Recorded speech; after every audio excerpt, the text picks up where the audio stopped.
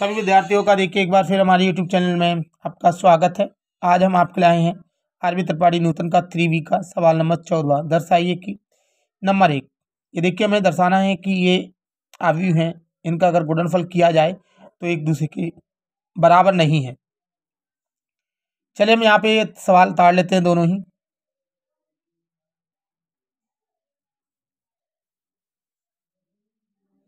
लेकिन में कोई बीच में चिन्ह नहीं है तो हम गुणा लगा सकते हैं क्योंकि गुणा होता है।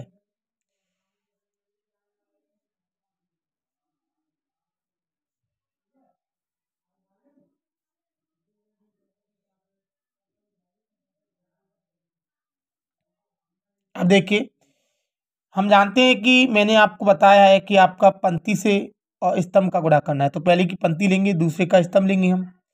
चलिए गुणा करते हैं। 5 दूनी 10, एक का 3 से गुणा करेंगे तो माइनस का 3। इसी प्रकार हम इससे करेंगे दूसरे स्तंभ से, तो 5 एकम 5 और माइनस 1 का गुणा 4 से करेंगे तो माइनस के 4। हमने देखिए दोनों स्तंभ से इस पंक्ति का गुणा कर दिया है। हमारी दूसरी पंक्ति की बारी आती है। 6 का गुणा 2 से करेंगे तो 12 और 7 का गुणा 3 से करेंगे तो 7 के 21 प्लस प्लस के इसलिए प्लस के आएंगे। 6 का गुणा अगर हम 1 से करेंगे तो 6 आएगा। 7 का गुणा हम 4 से करेंगे तो 7 चौक 28 आएगा। ये ब्रैकेट बंद बराबर नॉट इक्वल। हम देखेंगे यहाँ पे इसी प्रकार से इस पंक्ति का गुणा स्तंभ से करेंगे तो देखिए 2 पंजे 10, 6 एकम 6। इसी प्रकार इससे करेंगे तो माइनस का 2, क्योंकि ये माइनस का ये प्लस का है। इसका इससे करेंगे तो प्लस के 7, क्योंकि प्लस प्लस की संख्या का गुणा करते हैं तो प्लस ही आता है। इसी प्रकार अब हम देखिए इस वाली पंक्ति का इन दोनों स्तंभ से करेंगे तो 3 पंजे 15 प्लस प्लस के इसलिए प्लस के 4 का गुणा 6 से करेंगे तो 4 छिंग 24।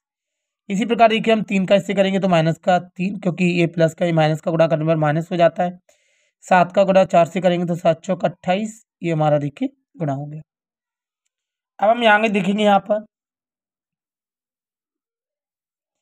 10, ये प्लस का ये माइनस का तो घटेंगे। 10 में से 7 3 गए तो 7 बचते हैं हमारे। ये प्लस का ये माइनस का 5 में से अगर 4 गए तो 1 बचेगा हमारा। ये देखिए दोनों प्लस के हैं इसलिए जुड़ जाएंगे, तो 12 और 21 हम जोड़ेंगे तो देखिए 2 और 1 3 होता है।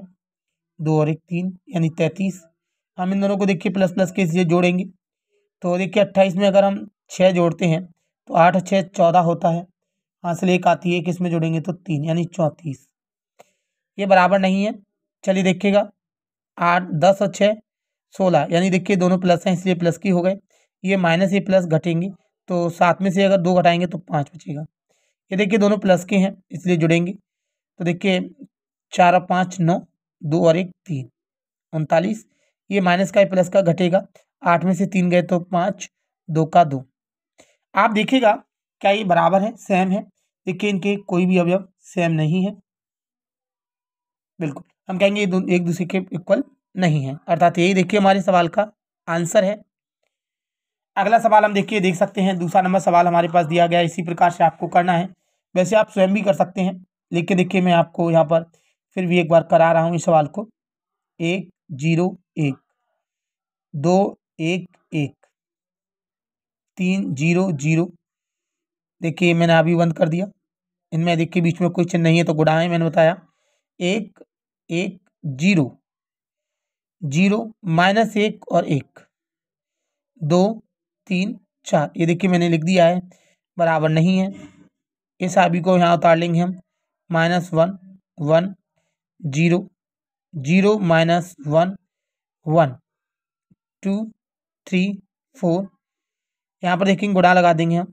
दूसरा अवयव उतार लेंगे 1 2 3 0 1 0 1 1 0। देखिए अब हम गुणा प्रारंभ करते हैं यहाँ पर करना। इस पंक्ति का इस स्तंभ से गुणा करेंगे ऊपर की तरह। इसका इससे करेंगे तो माइनस का 1, एक जिस 2 का अगर 0 से करेंगे तो 0 हो जाएगा। 3 का 2 से करेंगे तो 2 3 6। इसी प्रकार इसका हम इससे करेंगे इस वाले स्तंभ से। 1 का 1 से करेंगे 1, 2 का अगर हम 1 से करेंगे माइनस के तो माइनस का 2, 1 का 3 से करेंगे तो 3। देखिए हमने यहाँ पे किया है।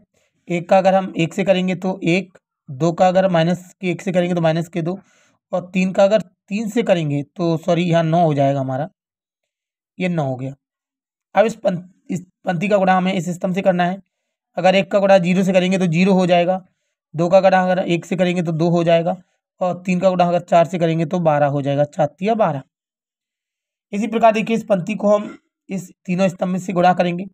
0 का 0, 1 का गुणा अगर हम 0 से करेंगे तो 0 हो जाएगा, अगर 0 का गुणा हम 2 से करेंगे तो भी हमारा 0 हो जाएगा।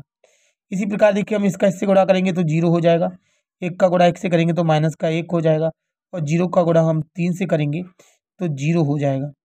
इसी प्रकार हम इसका इससे गुणा करेंगे तो 0 का 0 से करेंगे 0 हो जाएगा, 1 का 1 से करेंगे तो 1 प्लस का आएगा, और 0 का अगर हम 4 से करेंगे तो 0 हो जाएगा। देखिए मैंने कहा हमने देखिए इस पंक्ति का भी पहले इन तीनों से किया, फिर इस पंक्ति का भी तीनों से कर दिया। अब ये वाली पंक्ति लास्ट रह गई है, इसका हमें इन तीनों से गुणा करना है। चलिए करते हैं। तो 1 का गुणा इससे करेंगे तो माइनस का 1 आएगा, 1 का गुणा अगर 0 से करेंगे तो 0 हो जाएगा, और 0 का गुणा अगर 2 से करेंगे तो भी हमारा 0 हो जाएगा। अब हम देखेंगे यहाँ पर कि इस का गुणा 1 से करेंगे तो 1 आएगा, इस अगर 1 का गुणा माइनस 1 से करेंगे तो माइनस 1 आएगा, अगर इसका गुणा 0 से करेंगे तो 0 हो जाएगा।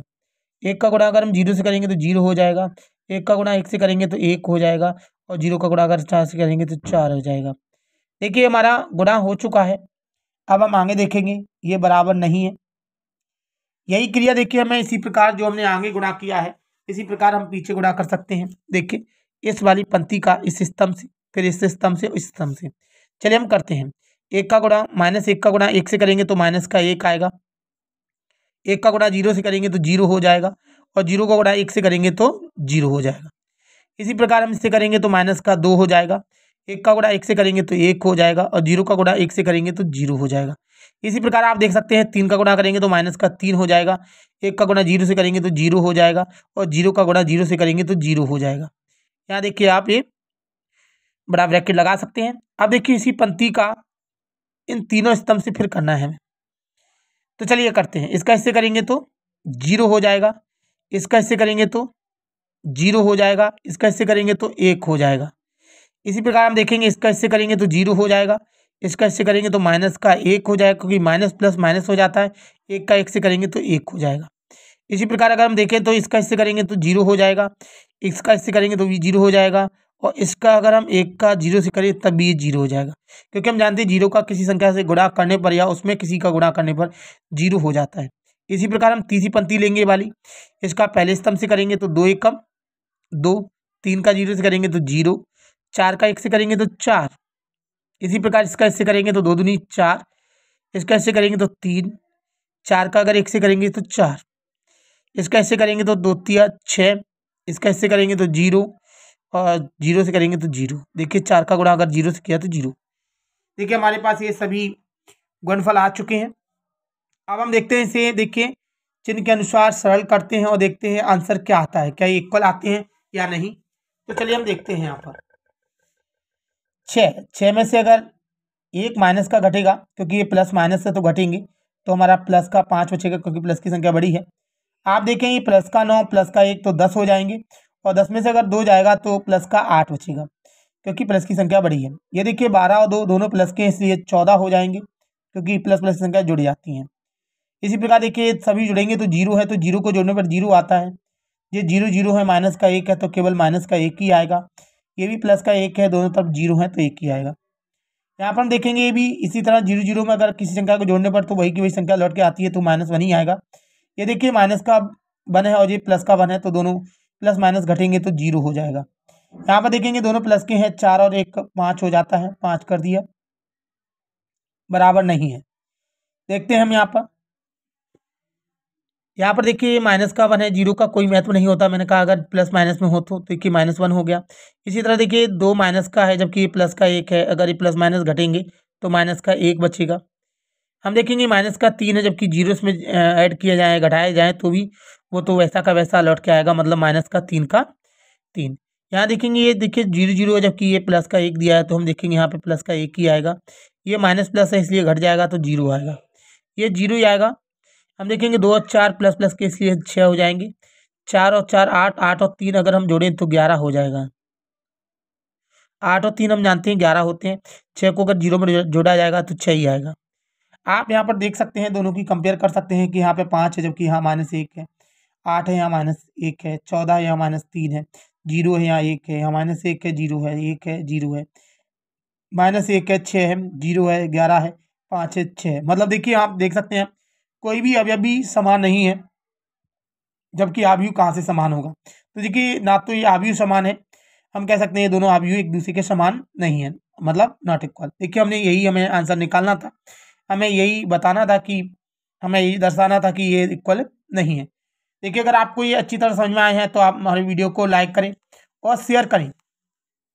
और देखिए अगर आप हमारे यूट्यूब चैनल पर नए हैं तो आप हमारे यूट्यूब चैनल को सब्सक्राइब करें और शेयर करें।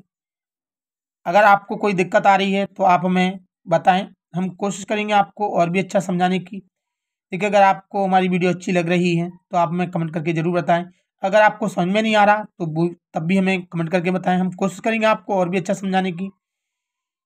हमारा पूरा वीडियो देखने के लिए आपको बहुत बहुत धन्यवाद। थैंक्स।